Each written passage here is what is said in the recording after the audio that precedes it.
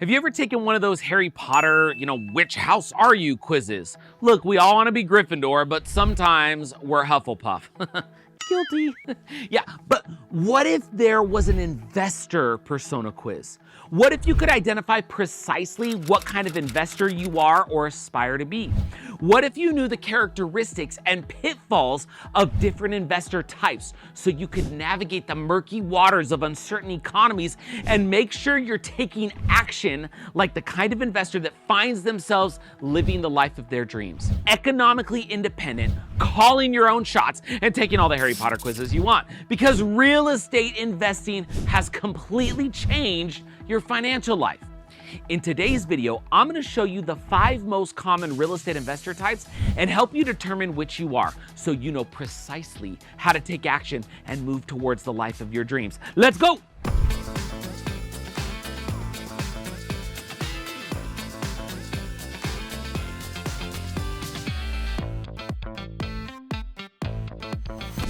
Even if you weren't in real estate during the 2008 recession, you probably heard all about how many people lost their shirts in the accompanying real estate crash.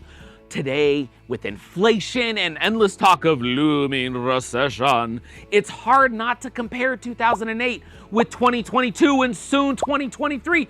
But there are actually some key differences between 2008 and now. For one, lending guidelines were loosey-goosey back in 2008. You could basically fudge your income, sneeze, pick your nose, and go get a loan, right? In that environment, people who never should have qualified were qualifying left and right. And it's no surprise that the market crashed. And unfortunately, it's also no surprise so many people lost their shirts when it did. Appraisal guidelines were fast and loose back then too. You could ask many appraisers to appraise your home at $40,000 more than it was actually worth, and they would. Today, lending and appraisal guidelines are much more strict. It takes more than picking your nose to get a loan. Another key difference is that in 2008, there were more homes than demand. It was like walking up to a restaurant buffet. You could pretty much take your pick, especially after so many people defaulted on their loans. Today, there's way more demand than there are homes, partly due to supply chain issues. And finally, even though interest rates are higher now than they were a few months ago, they're still lower than they were in 2008. I know, it's kind of surprising, right? And look, I'm telling you all this because I've talked to plenty of people who are uneasy about investing in real estate right now. Interest rates aren't at rock bottom anymore, and maybe you're worried 2008 will repeat itself. The thing is, when you utilize conservative, principled, now that's the key word, principled, real estate investing, which we do here at DFY, you can be successful in any market. Now, to show you what I mean by principled real estate investing, I'm going to introduce you to the different types of investors we've come across in 15 years of being in real estate. You'll probably see yourself in at least one of them, and I'll give you a little hint. The 5th one is the one you want to be. But let's start with number 1. Number 1 is the kind of investor, if you were to take your Harry Potter investor quiz, you would be designated as the preparing to prepare investor. This is a lifelong learner, right? That's how many successful people describe themselves. And there's certainly merit to being a lifelong learner. Even so, learning becomes a problem when it doesn't translate to action, right? Just go watch our video on the levels of action, right? You'll know the difference between inaction and active action. This is a pattern we see with preparing to prepare investors. This type of investor is an eternal student, right? They take courses, they go to workshops, and they learn as much as they can about investing. Yet they never quite get around to actually investing in real estate. There's always more learning and preparing they want to do. Look, learning is awesome. It's great. And being prepared is great. But if you want to reap the benefits of real estate, you have to actually invest in it, not just learn about investing in it. Think of it like playing a guitar. You could watch every how to play guitar video you can find on YouTube. You could buy books, Udemy courses, guitar tab charts, songbooks, all of it. But if you never actually pick up a guitar and put what you're learning into practice, you're not actually ever like playing the guitar, right? Instead, you're stuck in learning about playing the guitar. It's the same exact thing with real estate. If you want to be a passive real estate investor or just a real estate investor in general, and you want to get passive income that's kind of up and running and going, and if you want to enjoy freedom and security that accompany conservative, principled real estate investments, you have to take action at some point, not just continue learning how to take action. The most bang for your buck comes from a mix of learning and doing. Now that leads me to investor type number 2. Maybe you'll identify with this one. The emotional investor. I've never loved you.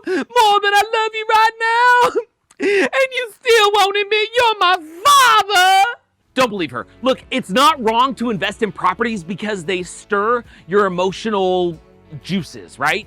But if you don't include investment principles in your decision to invest, emotional investing can really backfire. An emotional investor chooses properties based solely on things like where they want a vacation or retire, because the property resembles their dream home, or because they dream of showing it off on HGTV.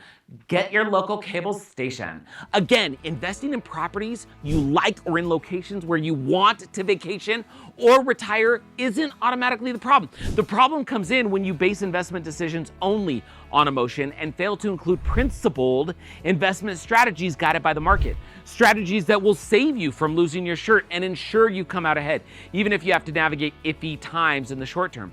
Here's an example of how emotional investing can backfire. Let's say you buy a home in an area where you love to vacation, but it's not an area where high quality tenants want to live. When I say high quality tenants, I mean tenants who pay on time, aren't overly demanding, and treat your property with care and respect, and who can afford the rent, right? So instead of high quality tenants, you end up with either no tenants, requiring you to come up with the mortgage payment some other way, or you get nightmare tenants who trash a place, requiring thousands of dollars in cleaning and repair bills, right? Yuck, you do not want that. Emotional investors also tend to panic sell instead of strategically sell. Basing your investment decisions on emotion while ignoring principled investing is a one-way ticket to disaster. So to be clear, it doesn't have to be an either-or situation. But if you go solely with emotion and leave out the principles, it's way more likely that it's going to backfire. We've seen it time and time again. Preventing the situation either for the first time or from happening again, it's easy when you understand and utilize principled investing, which is what we do here at DFY. Now, that brings us to type number 3, the someday investor. Many of you may find yourselves in this category, right? The someday investor, for the most part, grew up believing in the American dream and believing that that American dream was to buy your home, pay it off, and live in one place forever. Someday investors are usually blue-collar, sometimes white-collar workers with 9-to-5 jobs who hoard money for someday, put it all in a 401k, and rarely, if ever, enjoy their life today. They rarely enjoy it now. They don't go on vacation today because I got to save for the future, right? Stability, consistency, and security are very important to someday investors, and the 2008 real estate disaster probably made a bigger impact on them than on almost any other type of investor. One thing I love about someday investors is they understand the value in saving and planning for the future, which absolutely is important. But at the same time, we at DFY believe in also living your life now rather than always kicking the can down the road for someday. Now is all that's guaranteed to any of us, and we want to help you make the most of it. The great thing about principled real estate investing, one of the many great things, is that it takes saving for the future and enjoying your life now.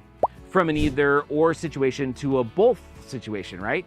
That means instead of waiting 30 years to retire and or hoping to outlive your money, you can get started with conservative properties in desirable areas, even in a normalizing market like this one, and begin living now while also having extra cash to tuck away for a rainy day. It's the best of both worlds, which why we love the someday investor, but know that we need to add a little something to it. Now, before I get back to the last 2 investor types, I just want to say thank you for watching. Thank you for letting me put on stupid wigs sometimes and make stupid bad jokes, and for just putting up with me. I think I snorted in a video. Like, I'm just so happy that you're here and that you keep watching, right? This channel, it's all about you, and it's about how we help you get further down the road to real estate investing. We want to help you win. We want to give you thoughts and ideas and philosophies and strategies and tips and tricks on how to go and create success. And so we share these videos about how you can replace your income, how you can retire early, how you can create wealth for your family. And so if you want to find awesome properties for sale, here's the place. If you want to know where you should be investing, this channel is for you. If you want a different strategy or different idea that can help you make progress, this channel is for you. If you want mindset tips and just general wealth advice, this channel is for you. So please like the video, subscribe, share this with family and friends, and tell them you're sharing it with them because you love them. Because you do, right? You should really love your family. You ought to think about loving your family. Now let's get back to the video, okay? We are on investor type number 4, the short-term investor. There are so many great things about principled real estate investing, and near the top of the list for most people is that it's passive. especially when you do it with us where we handle the hard stuff so you can cash rent checks and not worry about unclogging toilets, right? But the short game investor, they make money, but he or she is not really benefiting from the passive element of principled real estate investing. It's partly because short game investors tend to follow the latest trend, right? When flipping homes is trendy, they flip homes. When wholesaling is trendy, they wholesale. Even when they aren't bouncing from trend to trend, short game investors are always hustling, always wheeling and dealing, and always actively trying to get the next deal, right? Again, it's not that they never make money. I mean, a skilled short game investor absolutely can and does make money.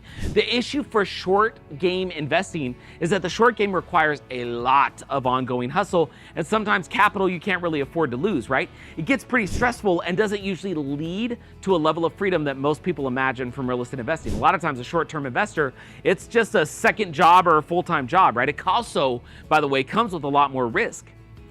Principled investing, on the other hand, is focused on the long term, so requires less doing and is therefore far less stressful. It's also a much lower level of risk. You've got passive income rolling in each month, and eventually having that income frees up a lot of your time. For example, you can still choose to work, but when you get enough rent payments built up to pay for your lifestyle, you can also choose to stop working and travel, or, take up painting, or baking, or whatever you want to do, or go visit your grandkids, or whatever it is that floats your boat.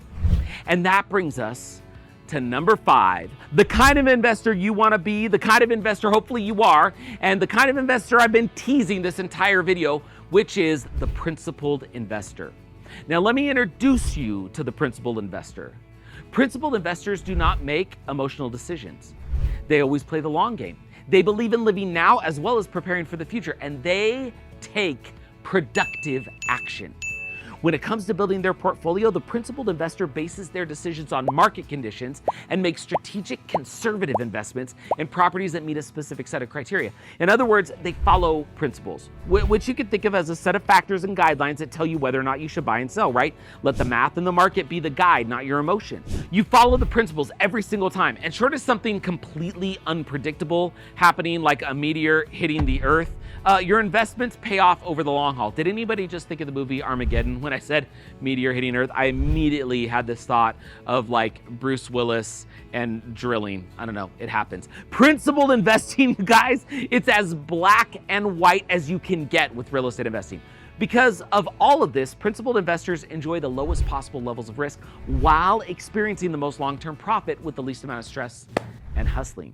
Okay? Now, again, it's the best of all the worlds, okay? At DFY, we've got like 15 years of experience and nearly $1 billion in transacted real estate to speak to the power of principled investing. Principled investing is all we do here at DFY. So if you want to get moving on your first or next investment property so you can enjoy the most long-term profit with the least amount of stress and risk, let us help you become the principled investor. With real estate, you can achieve average annual returns of 20% or more. And that's just the average. I mean, we've had clients that have achieved returns as high as 50 or even 100%. Look, results not typical. I don't want to guarantee that at all. But if you look at the total long-term gain on a property, I mean, it's not unrealistic. We are firm believers in stacking up wins to create massive returns. And that's why we call it micro wins to millions.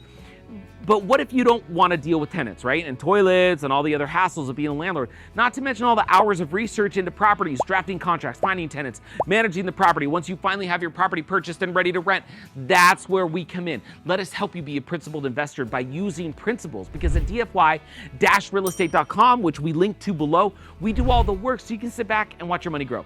We want to help you stack up wins to replace your income and grow your wealth, micro wins to millions style. So click the link below, set up a call with our team, and get started today.